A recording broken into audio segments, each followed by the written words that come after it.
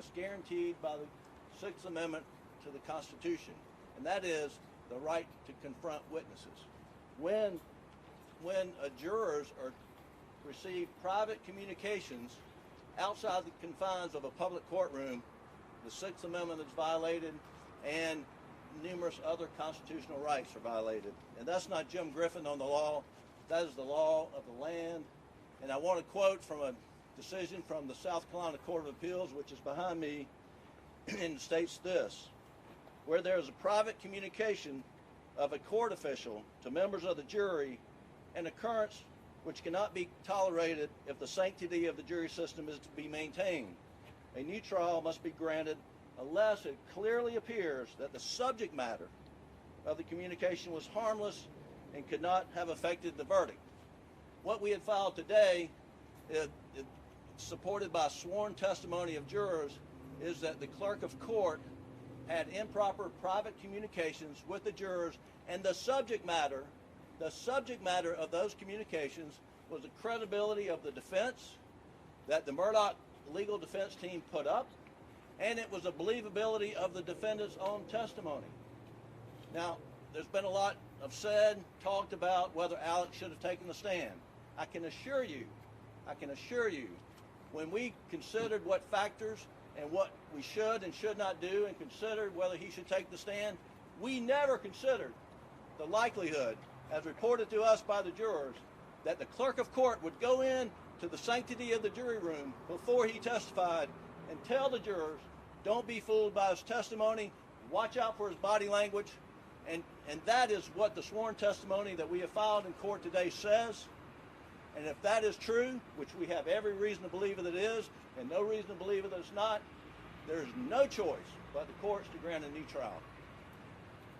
Thank you. Any questions? No? Okay. When the fourth person was pulled away at those cells, did you guys see that, or did you find out after the fact? Well, I think we observed it. We did. No, I was there. Yeah. I was there. I watched it. But I mean, look, we were not looking to impute any nefarious conduct. But clearly, what the jurors reported to us, that they were off talking, the forelady and the clerk. I saw them together, but I wasn't watching. I believe. Look, I've been doing this almost 50 years. The bedrock of any trial, and I've done hundreds of them, is that the clerk of court is the person that makes sure the jury gets their food. If they're put up for the night, someplace to stay. Their travel accommodations are met. They're not someone that ever should talk to them about the case. I've never had it happen. Again, I've been doing this for a very long time. Never heard of it happening until this case. And one thing we want everyone to understand, that the clerk of court is an elected official by the people, not appointed by the judge, not appointed by the judiciary. It's a public official who's elected and is an independent state actor. And so that what we're complaining about in the motion that we filed today is the conduct of an elected official, not conduct by Judge Newman or anybody in the unified court system.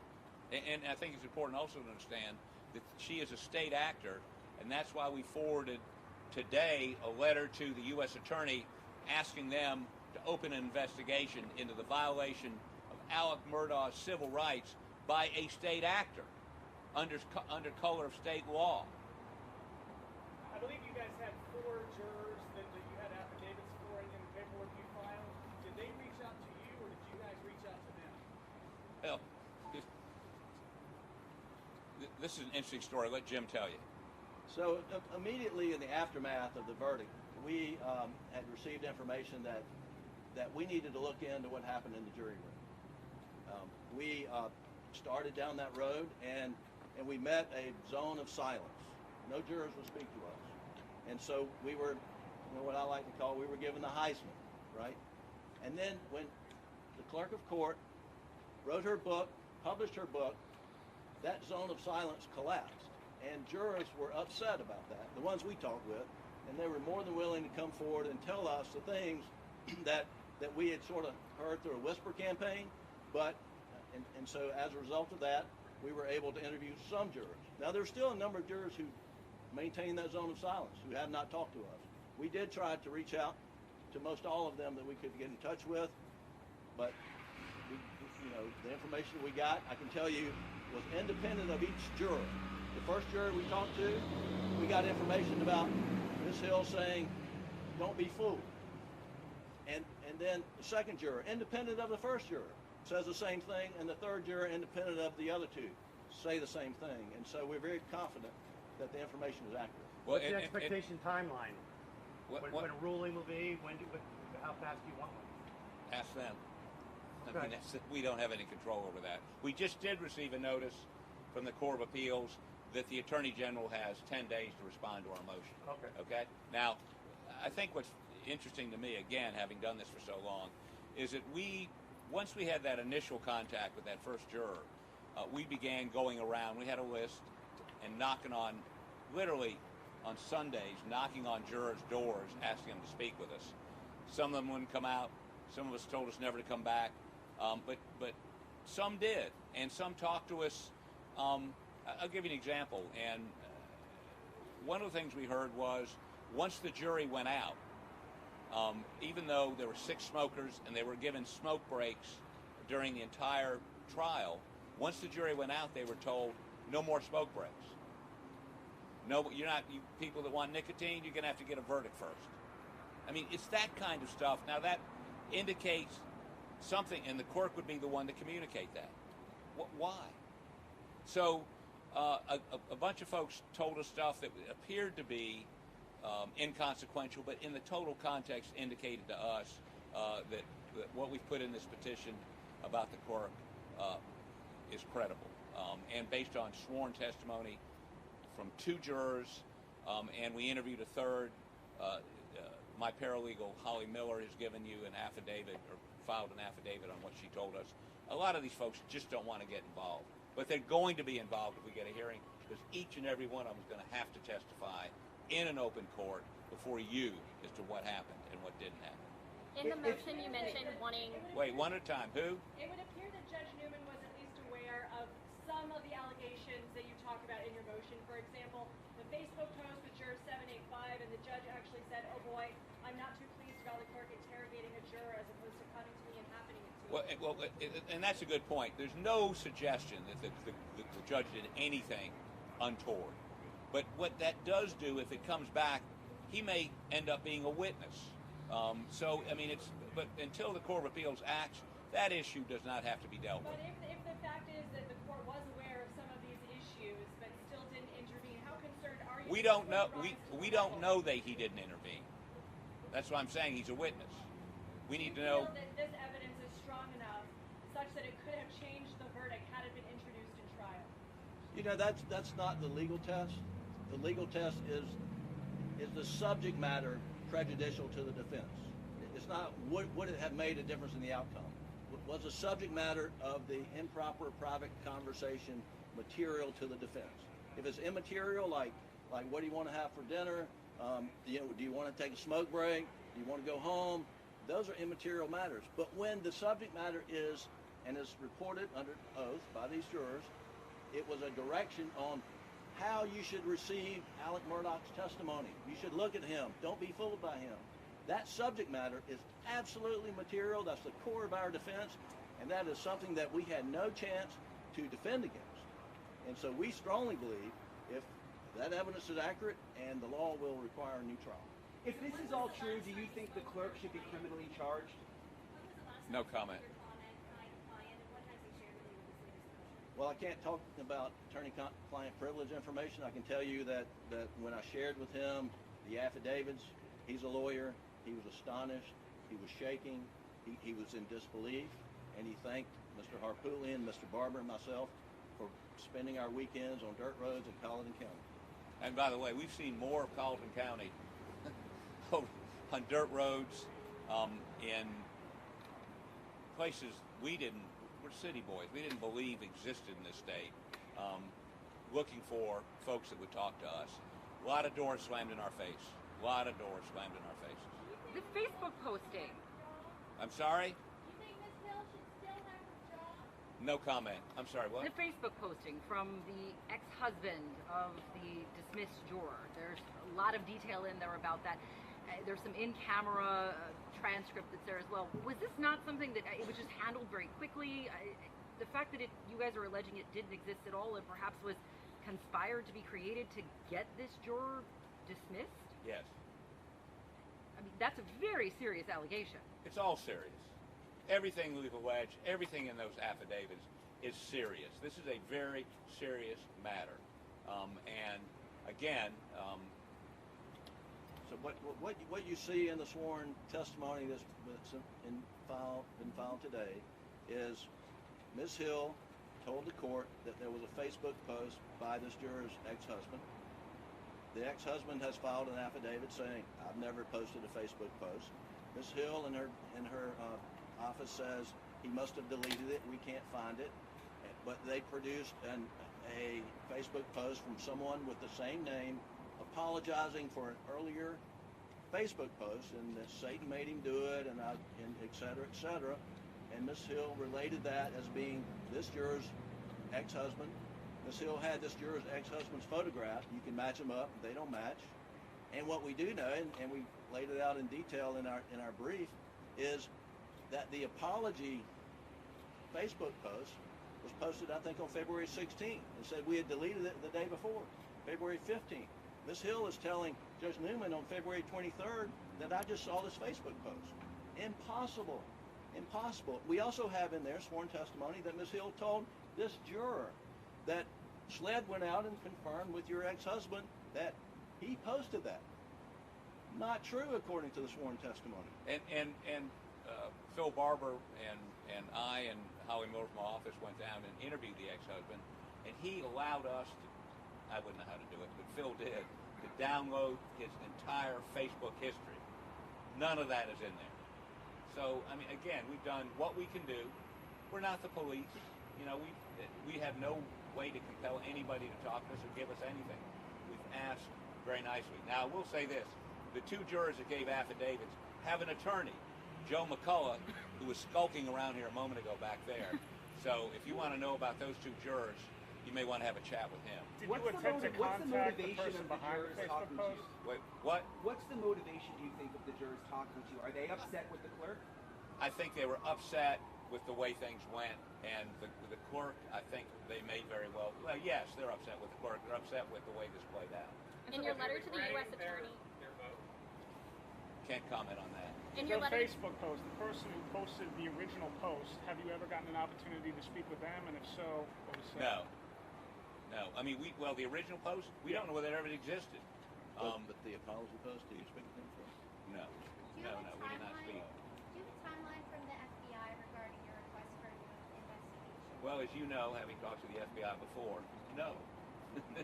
They're not going to tell us anything. In your letter to the U.S. attorney, you mentioned the importance of having the FBI investigate as opposed to SLED, for example. Can you talk about the importance of having the FBI get involved? Well, having anybody but SLED investigated. SLED is very invested in this conviction. How invested? Well, the agent, David Owens, that testified under cross-examination by Jim, admitted two things. One, he perjured himself in front of the grand jury. And two, he fabricated evidence. SLED made him this year's Law Enforcement Officer of the Year. So is that the agency that ought to be going to jurors? I don't think so. I think that the court, if this is remanded back, the trial court should pick somebody else. If the FBI is not doing it, then there are plenty. There's the sheriff's departments. There are other folks, not Colleton County, but other sheriff's departments that can go out and interview jurors and bring them to court. I mean, all these jurors are going to end up testifying anyway. There may not be any reason to go out and interview them. May just put a subpoena on them, bring them to court. Is your appeal before jurors testify under oath in a place where, like you say, we were zoning silence and we have to go to phone calls? Go ahead. Yeah, I mean, that's something that would happen if we get the hearing that we've requested. That's why we've requested the hearing, so that we can get subpoena power, and we can get some subpoena, not just individuals come to court, jurors come to court, witnesses come to court, but subpoena records, phone records, for example, emails, for example. I mean, so with a hearing, we have a broad array of assets at our disposal to bring evidence to court. Right now, we've got nothing except Dick's Mercedes, and dirt roads in Colleton County. No, we've not had any juror contradict anything what the other jurors are saying.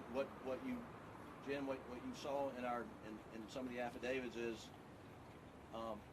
the jurors were separated in 2 rooms and sort of broke up from, guys in one room, gals in another room. I don't know if that was appropriate. Men in one room, females in another room, and so the comments that we've gotten on the sworn affidavits come from the ladies' room, if you will, more so than the men's room. But we do have information that we submitted from one juror where he does acknowledge that she talked to him about evidence, about autopsy photos, and don't be upset about it. I mean, that should not be happening. That should not be happening. And this juror is a smoker, and he relayed to us basically the coercive effect of people who have a nicotine habit not able to smoke Until they reach a verdict. until they reach a verdict. And Jim? so that's what we got. Wait a second. Yeah. I have an issue with the cable. Can you read that? This motion you have an issue with. Do what now? The motion you read. Can you read that? The very first thing. I didn't get it. I mean, I'll read it for you after we get done with this, but I don't think I ought to keep all these folks doing that. Forward, would you request a change of venue? Well, you got to get a new trial before you get there, and that's not something we're going to talk about today. And, yes, ma'am. The activities that the jurors have given the affidavits for, was that behavior that you believe Ms. Hill was exhibiting to all 12 at one time? We don't- Or were they singled out or segregated? in Well, some we way? know some of the statements were made in front of the jurors in the one jury room. Now, understand I think there were only 6 jurors in that room, or maybe 8. I'm not sure, but not all the jurors would have been present for all the statements. Clearly, they were given in one room or the other. And just to be clear, the catalyst for reinvestigating this was the publication of Ms. Hill's book. Yes, ma'am. So- Go ahead. So we didn't stop investigating, but we were hitting brick walls until her book came out, and then jurors who obviously were not comfortable with how she handled matters were even less comfortable with her going on a book tour and making money off what she did. That's what was reported to us. Now, she has said her book is self-published. That really doesn't sound like somebody who's getting a lot of money. What do you say to that if somebody says, well, she's just self-published? Well, she's trying to make a lot of money. That's the point. I mean, she's trying to make money off of it. She's selling the book. I mean, the question is, was it a successful scheme? I don't know. I mean, if you've read it, I'm not going to give a book review here, but I don't know that you buy the book. I mean, it's not well written. The story she tells is not accurate, in our opinion, at least the facts as we saw them. What did you think about the passage of the book that describes going to Murdaugh with the jurors? Well, the problem I have with what she says in there is, after going to Moselle, we, if you notice, she used the plural we, felt such and such and such and such. Is that the jurors and her? I mean, I think that's great cross-examination for her when she testifies in this matter before the trial judge, if the Court of Appeals sends it back. Do you want any hearing in this matter to be public? Absolutely. Absolutely. Want all y'all there. We miss you. Any other questions? Yeah, you said you're investigating, so along your investigations into the alleged jury misconduct and these allegations, have you uncovered any additional things that you would present in a second trial for your defense? Let's not talk about that. Yeah. Now, if we are lucky enough to get a second trial, you have to wait and see. We're not going to disclose any of that today. What is your optimism for getting for this motion? I'm very optimistic that ultimately we will get a new trial. How long that'll take, I don't know. Have you tried to reach Clerk Hill, ask for any questions about any of this? We've not reached out to Clerk Hill. We have reached out to some other folks, and based on the information we received, we thought it would be pointless to reach out. Did you ever hold any suspect or suspects? What now? Did you hold any suspects or suspects in case? We're focused on getting him a new trial. That's what we've been working on. Anything else? No? Thank you so much. Let me get this, read this statement here real quick.